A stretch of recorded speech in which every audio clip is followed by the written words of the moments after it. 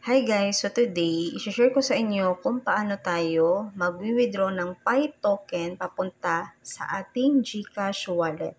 So ituturo ko sa inyo yung full tutorial, yung full guide, no?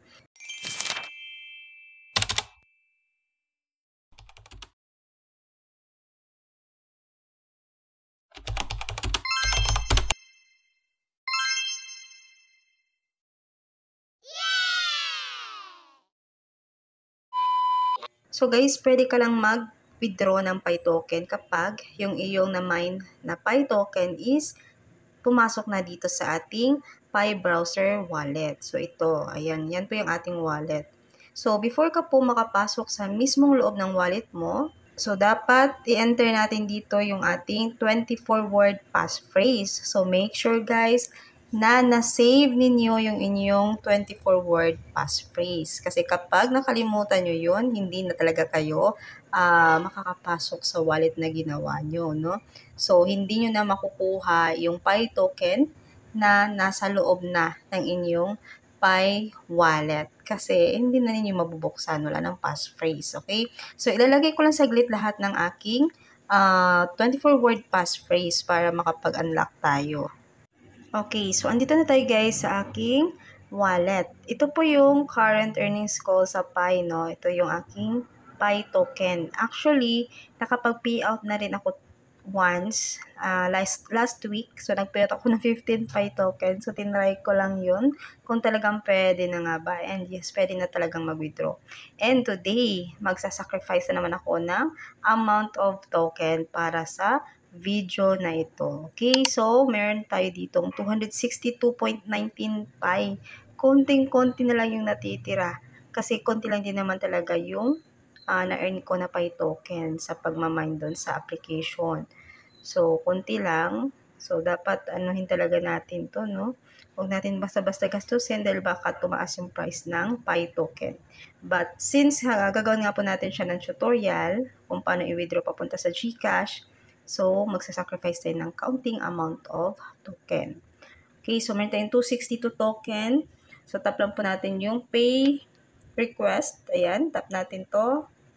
And then here, i-add mo lang dito yung wallet address kung saan mo i-pay out yung iyong Pi token.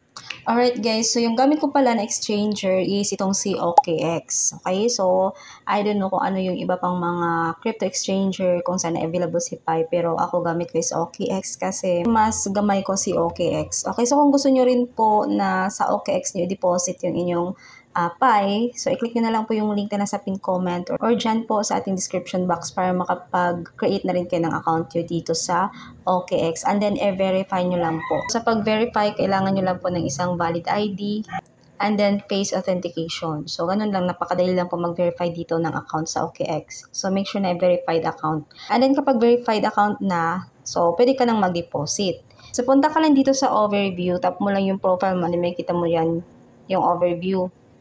And then, pagkapunta mo dito, tap mo lang po yung deposit. Okay? And then here, select crypto, i-type mo lang dito yung Pi. Okay? So, makikita mo naman yun kapag pinype mo yung Pi. Ito po yung Pi token. Okay? Tingnan nyo guys ha. Yan po yung Pi. And then, select network. So, syempre, Pi lang din. Okay? Makikita nyo dito sa deposit reminder, make sure you only deposit Pi via Pi. If not, you risk losing your funds. So, minimum deposit is only 0.000001 Pi. Okay. It will arrive in 1 minute.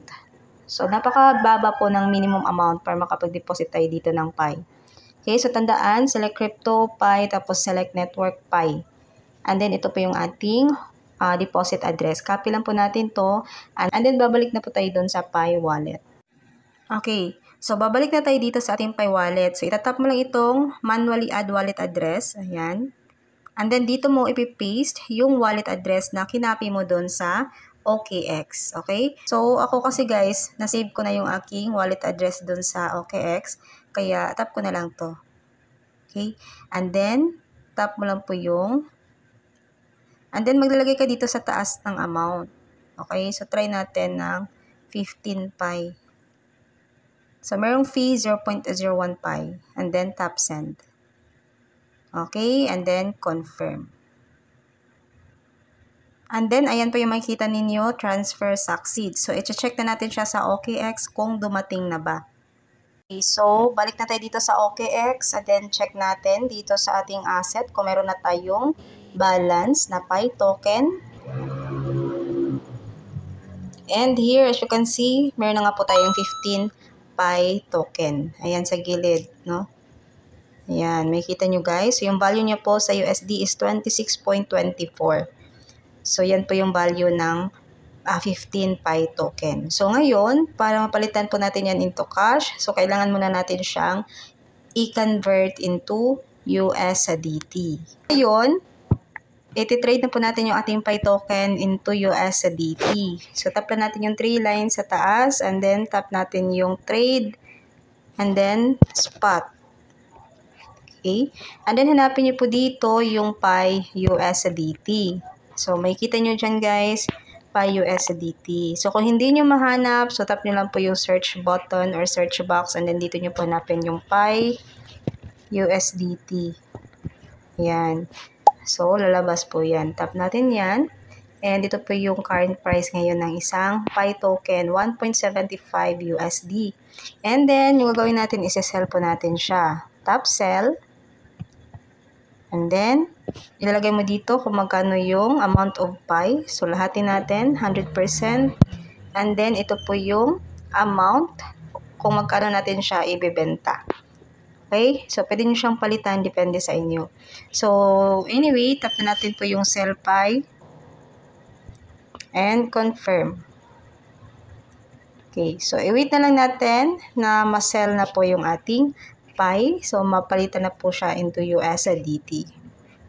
Okay, so close lang natin siya.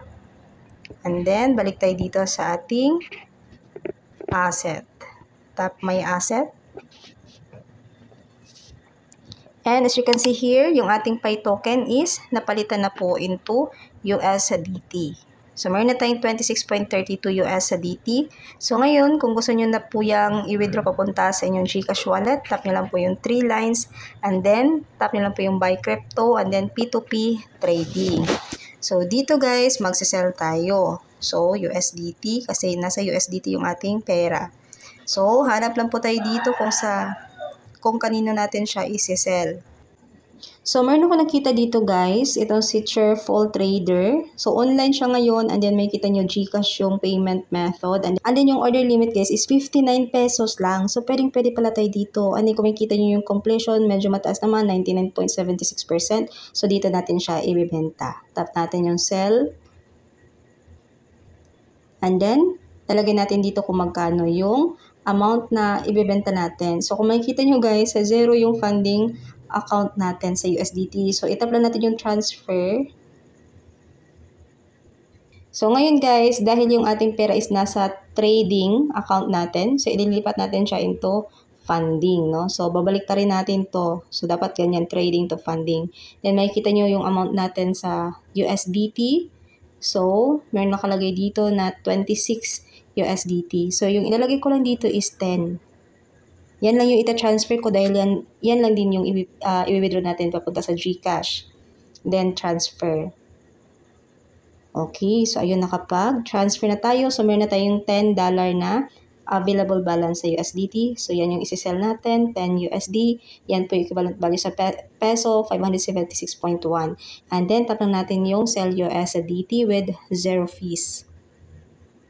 Okay? So, syempre guys, kung wala kang nailagay dito na GCash number, so maglalagay ka muna. Pero ako kasi, meron ako nalagay na GCash payment number dito. So, automatic na itatap ko na lang po yung confirm. So, ayun guys, waiting na tayo, no? So, wait na lang natin pumasok sa ating GCash wallet yung ating binenta na USDT. So, dapat yung ma-receive natin is 576.10 pesos. Okay, so meron na nag-notif dito guys na GCash. So, ayun makikita nyo, naka-receive tayo ng 576.10 pesos of GCash. So, since na-receive na po natin, so, i-release na po natin yung ating crypto. 576.10. Then, confirm. So, since mabilis yung transaction niya, so, positive yung bibigay natin. And then, submit. Okay, so, ganun lang po mag-withdraw from... So, ganun lang po natin ipipi-out yung ating Pi token papunta sa ating GCash wallet. So, sundan nyo lang po yung step para hindi po kayo malito. Okay? So, kung nagtataka kayo guys, kung 10 USD lang yung winidraw ko, yung natitira dito guys is ibibili ko ulit ito ng Pi token. So, hintayin ko na lang na bumaba yung price ng Pi token and then saka ako bibili. Kasi sayang guys, baka kasi tataas pa yung value ni Pi token tapos kunti na lang yung natitira kong token. So, sayang.